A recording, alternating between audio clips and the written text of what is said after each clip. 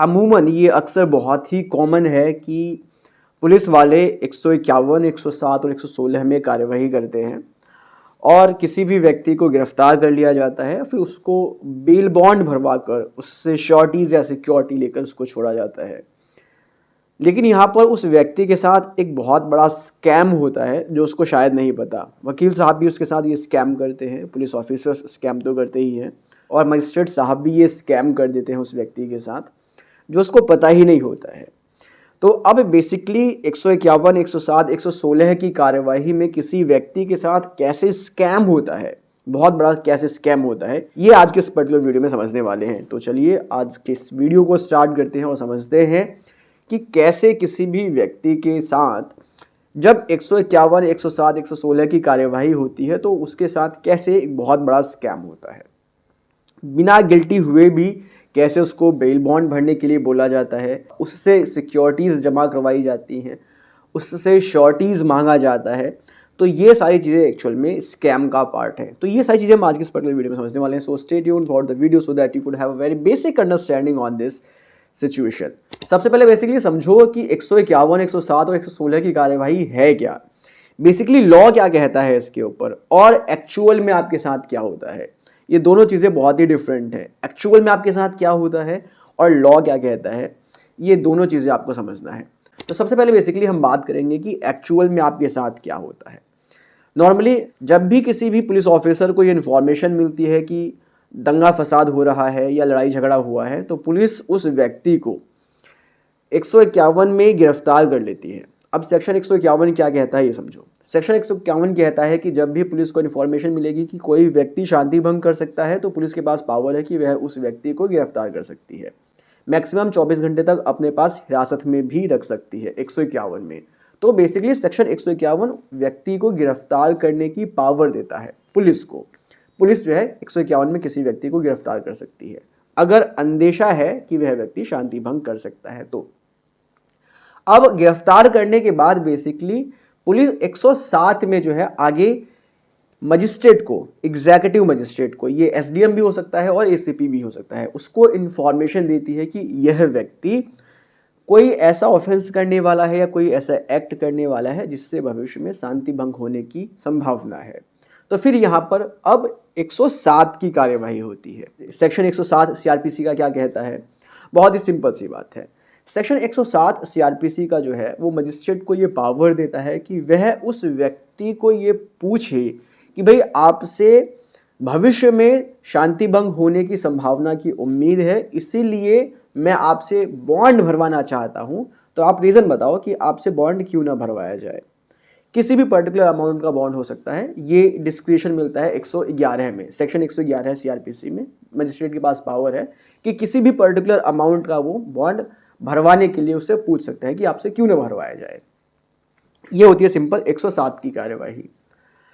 अब बेसिकली जो वह व्यक्ति है उसके ऊपर रिस्पॉन्सिबिलिटी होती है कि वो जो है बॉन्ड भरे या ना भरे। लेकिन क्या है कि यहाँ पर एक्चुअल में क्या होता है कि उससे जो उसके वकील साहब हैं वही उससे बॉन्ड भरवा देते हैं कि जी इतने रुपए का लो बॉन्ड हमने भर के दे दिया। सिक्योरिटीज़ अगर चाहिए तो सिक्योरिटीज़ भी ला कर दे दी, श्योरिटी चाहिए तो श्योरिटी भी ला कर दे दिया। तो यहाँ पर देखो क्या हुआ, वकील साहब ने आपको प्रॉपर प्रोसीजर नहीं समझाया। प्रोसीजर तो अभी सिर्फ इतना था कि आपसे पूछा गया है कि आपसे बॉन्ड क्यों ना भरवाया जाए, लेकिन वकील साहब क्या कर रहे हैं, वकील साहब ने आपको ये चीज़ समझाया ही नहीं। वकील साहब ने आपसे कहा कि मजिस्ट्रेट साहब बॉन्ड मांग रहे हैं, आप इनको लाकर भर कर दो और जमानत ले लो इनसे। तो वकील साहब यहाँ पर आपसे बॉन्ड भरवा कर मजिस्ट्रेट को दे देते हैं और मजिस्ट्रेट उस बॉन्ड को एक्सेप्ट कर लेता है। तो यहाँ पर मजिस्ट्रेट ने भी जो है देखो आपके साथ स्कैम किया, क्योंकि मजिस्ट्रेट ने तो सिर्फ आपसे पूछा था कि आपसे बॉन्ड क्यों ना भरवाया जाए।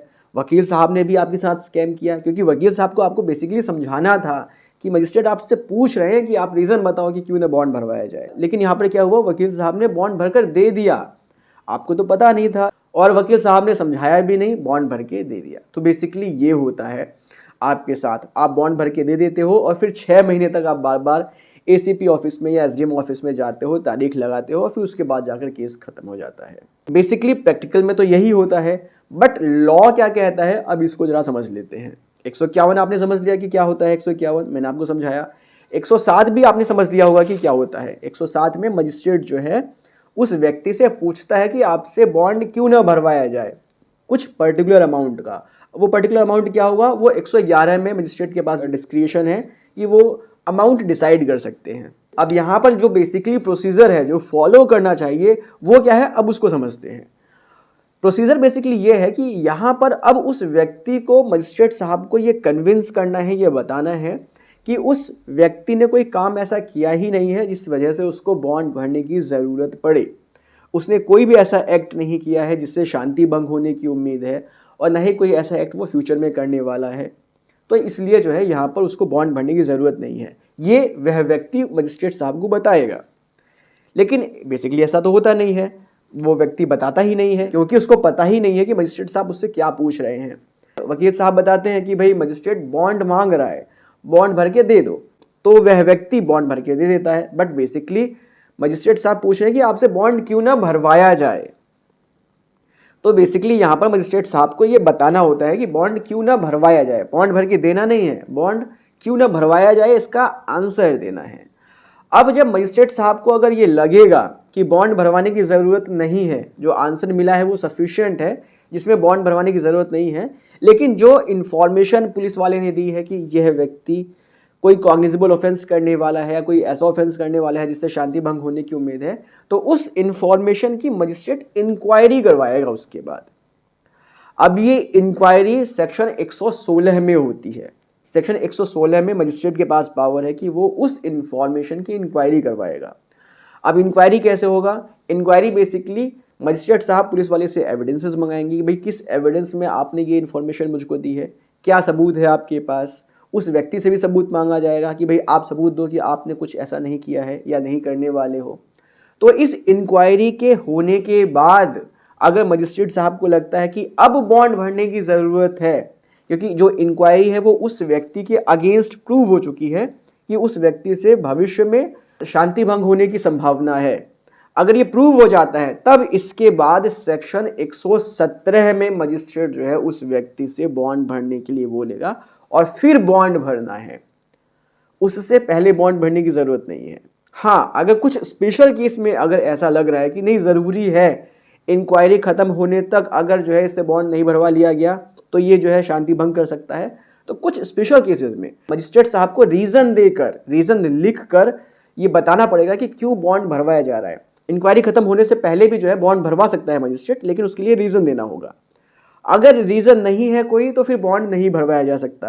बॉन्ड कब भरवाया जाएगा, जब इंक्वायरी खत्म हो जाएगी और ये प्रूव हो जाएगा कि उस व्यक्ति से भविष्य में शांति भंग होने की संभावना है, तब उसके बाद जो है उससे बॉन्ड भरवाया जाएगा। लेकिन अगर सपोज करो कि इंक्वायरी में ये प्रूव हो जाता है कि ऐसी कोई संभावना नहीं है, जो इन्फॉर्मेशन मिली थी वो झूठी थी, तो इस आधार पर उस व्यक्ति को डिस्चार्ज कर दिया जाएगा। कोई बॉन्ड भरने की ज़रूरत नहीं है यहाँ पर। तो बेसिकली ये पूरा प्रोसीजर है, ये पूरा लॉ है जो सीआरपीसी का सेक्शन 107 और 116 कहता है। 107 में सिर्फ मजिस्ट्रेट उस व्यक्ति से पूछेगा कि आपसे बॉन्ड क्यों ना भरवाया जाए, फिर इसके बाद वह व्यक्ति इस पर अपना जवाब देगा कि किस वजह से उसको बॉन्ड नहीं भरना है, क्या रीज़न है कि उससे बॉन्ड ना भरवाया जाए, और फिर इसके बाद सेक्शन 116 में मजिस्ट्रेट उस इंफॉर्मेशन की इंक्वायरी करवाएगा। इंक्वायरी में ये अगर प्रूव हो गया कि उस व्यक्ति से भविष्य में शांति भंग होने की संभावना है तो फिर जो है बॉन्ड भरना पड़ेगा, अदरवाइज बॉन्ड नहीं भरना पड़ेगा। तो इस तरह से अब आपको बेसिकली क्लियर हो गया होगा कि आपके साथ किस तरह से स्कैम होता है। इनिशियल लेवल पर ही बिना इंक्वायरी के ही आपसे बेल बॉन्ड भरवाया जाता है। आपसे कहा जाता है कि आप बेल ले लो, श्योरिटीज ला कर दो, सिक्योरिटी का अमाउंट जमा करो, और वकील साहब आपसे ऐसा करवा देते हैं, जो कि नहीं होना चाहिए। तो इस तरह से पूरा स्कैम आपके साथ होता है और 90% केसेस में ऐसा होता है। सो अगर आपको इस स्कैम से बचना है तो आपको बेसिकली पूरा प्रोसीजर पता होना चाहिए। आई होप आपको वीडियो इन्फॉर्मेटिव लगी होगी। मिलते हैं नेक्स्ट वीडियो में। Take care, bye bye.